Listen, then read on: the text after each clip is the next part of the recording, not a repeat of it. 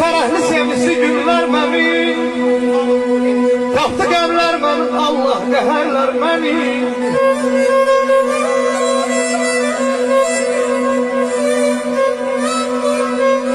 Bu şahmaylandan betər zamanı,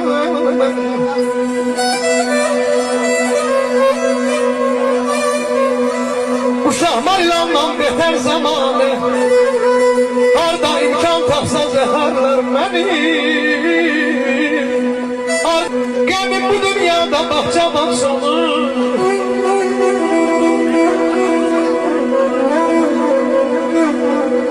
qəmim bu dünyada bahçe bahçalı.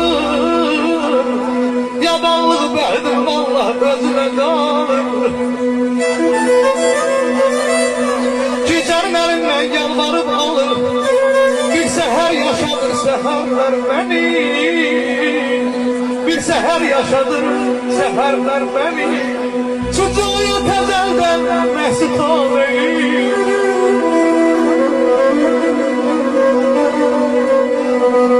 Sücayət əzəldən nəsid olayım.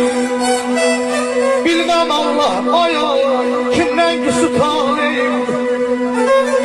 Məhbus taleyim, mən pisi taleyim. Qonaqda saxlamır şəhərlər məni. Qonaqda saxlamır şəhərlər məni. Qonaqda... Eşq olsun kral qardaşımıza. Alimlər, ariflər başlaşığı bilmir. İşi müəmmadır, sırdır dünyanın. Ayrıdır, heç kimi yaşatmaz öz yaşı qədər. Kişi kimi sözü verdir dünyada. Qüdrətdən ayrılan sir zərrəsinə, canım qurban olsun hər zərrəsinə. Qiymət qoymaq olmaz bir zərrəsinə. Adi qayası da dördü dünyada. Bəhmə, ömrün bir qiymətini, özünə dost eylən, mərdi, mətini.